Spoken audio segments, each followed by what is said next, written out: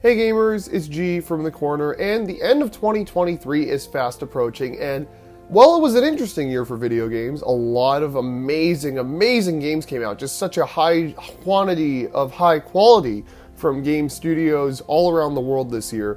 But, it's also been very hard on the people making games. There's been lots of mass layoffs at so many major companies. Really unfortunate stuff. I am not qualified to be talking about that, I don't think. But rest assured, I'm at least giving him more lip service than something like the Game Awards. But, personally me, I played a lot of games this year. I kind of try and play a lot of games, sometimes replaying some classics, checking out some stuff I'm looking forward to, stepping outside of my comfort zone. And, I always kind of have a sort of ranking of all the games I play in a year. The last few years I've tried doing this, and it's pretty fun to do. But, I wanted to maybe make that into a video. I don't know if I still will later on, probably not. But here, right now, I think I want to give you guys my top 5 of the year. Now, just the way we do things, just so you all know, everybody's aware, top 5 is top 5 for me, personally. Not every game I play is a brand new game on release. There is one game this year that cracked the top 5 that actually did not come out this year. But aside from that, actually there are surprisingly a lot of 2023 games on this top 5. Usually, if this was like last year, I think there would only be like 1 or 2. But yeah, no, there's quite a bit to get into. So, I think we're going to start things off with number 5 on the list. Surprisingly, very surprisingly, Tears of the Kingdom only placed 5th on my list. I thought the game was phenomenal when I played it, but in my mind, there are just a few more games that really hooked me more than Tears of the Kingdom did. I think the thing that I realize about it is that despite, I was getting more into Zeldas earlier this year. I played through Ocarina for the first time, I played through Tears for the first time. Last year I played through Wind Waker for the first time.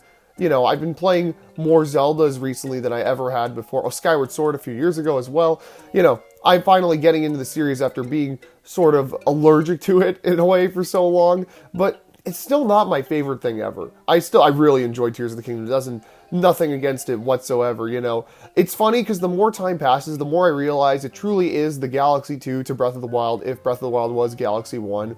That game is all about aesthetics and atmosphere and ambience, but Tears of the Kingdom is just so bombastic. It's more about the gameplay and trying to push the system to its limits, It's no longer, take the 2 intros for each game, Breath of the Wild, you're walking onto this serene landscape where the soft piano keys just kind of, oh wow, look at all this land to go over. Tears of the Kingdom is just this bombastic intro as you're falling into a lake and some floating islands, like, yeah, it's frickin' Zelda. Both games are phenomenal. Right now, in my mind, I think Tears of the Kingdom's better, but come back to me in a few years. Very good video game, though. Highly recommend it. So, yeah, let's just move on to the next one. Alright. Look, I get it.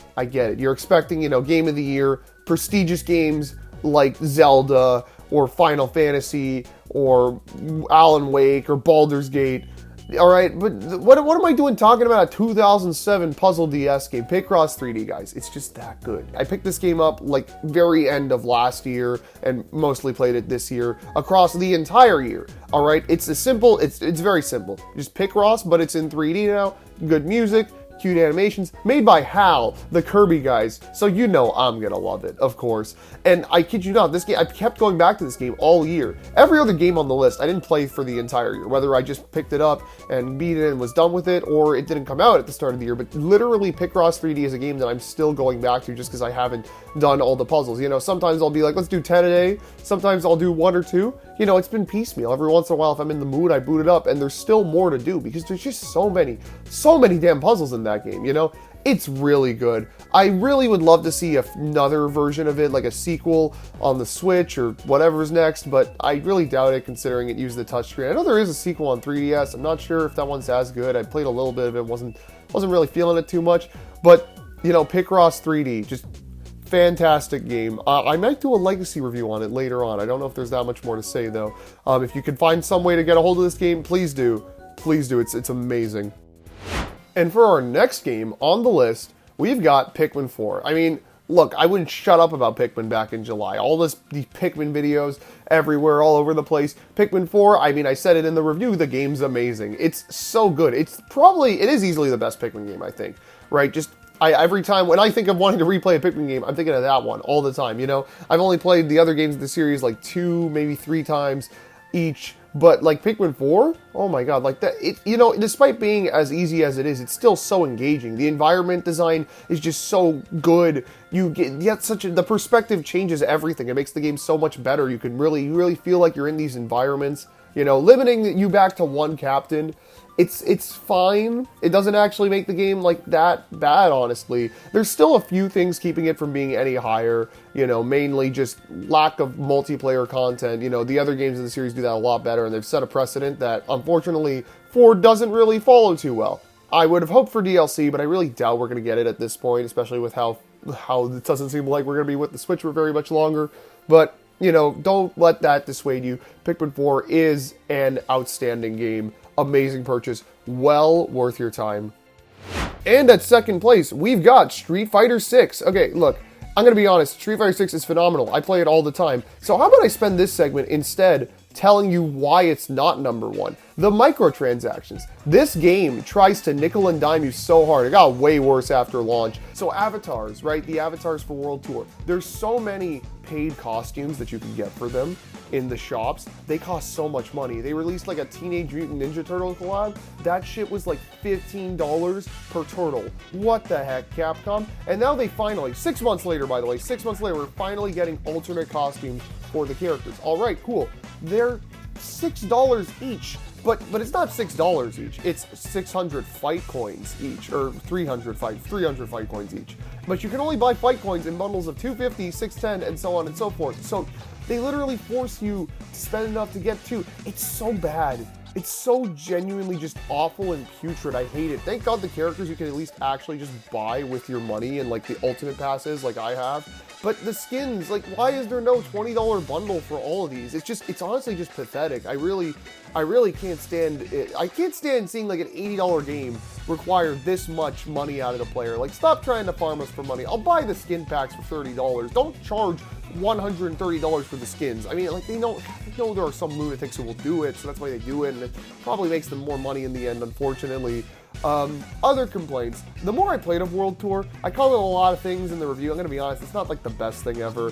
It gets really grindy towards like the latter chapters. I got to like chapter 12, and basically you're going to just have to keep chugging on items the entirety of matches. And if you waste those items, well, those items are gone. You got to go back and buy them again. Really, the goal of story mode was to just get to the point where I could start grinding out to get gifts for all the characters I wanted the outfit 2s for. And I hit that point when I got the Jury, so yeah, I'm just going to do that whenever I go to World Tour now. The game's done as far as I'm concerned. But, you know, don't let that dissuade you. Street Fighter 6 is still so much fun. Such a fun competitive fighter, casual fighter. It's just so much fun. Again, people who don't like fighting games that I know have really enjoyed playing this game. I highly recommend it. It's such a great game, and it's got such a bright future, you know. I'm sure they'll fix it. I'm sure at some point they will listen to the community, and even then, I'm sure they'll have an Ultimate Edition that'll come out down the road, and it'll be the same price as the game, but with all the crazy expensive skins that they're adding just built into the game. Yeah, just such a high recommendation, though. Definitely pick this game up, especially since it's been going on sale a lot now, and I'm sure it'll continue to do so into the new year. And coming in at number 1, I guess this isn't really anybody's surprise. I kind of said it was my game of the year at the end of the review, and, you know, nothing's really come out about since. So, yeah, Mario Wonder. It's very good. It's a game that I already, as I said in the review, am replaying. Like, it's so much fun. It's just it might be a short experience, but it's such a wild experience the whole time. It's so innovative. You know, it's just one of those games that has, I don't want to sound like a loser, but the Nintendo magic in it. You know, there's always new ideas around every corner. It's so polished, such high quality. This is the kind of game that I love, you know? This was the game that when it was nominated for Game of the Year at the Game Awards, I was like, okay, it's not winning it for sure because whatever people think is the best in the industry isn't there. But honestly, after how laughable of an award show that was this year, I don't think any of their crap matters. You know, my Game of the Year, this is the best game that the industry gave us this year, in my honest opinion, you know?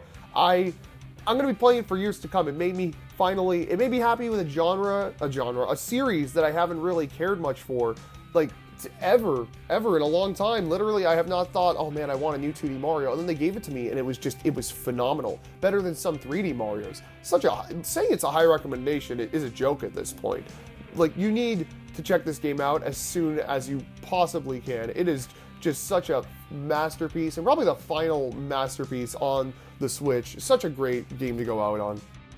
And yeah, that's gonna wrap it. Those are my top 5 of the year. I'll be flashing a photo of a tier list actually I made of every single game I played this year, new and old, so you guys can see my rankings and laugh at them in the comments section down below. But yeah, that's gonna do it for today's Game of the Year video. I hope you guys have enjoyed what we've done in 2023. You know, we just started up back in like May, and I've already made over 100 videos, and we hit 500 subs recently. I haven't been able to say that on screen, so you know, I'm really happy about that. Hopefully, we can keep growing in the next year. I got plenty planned, plenty of stuff planned. You guys are all. I hope you guys keep yourselves cornered for all that, because some great stuff.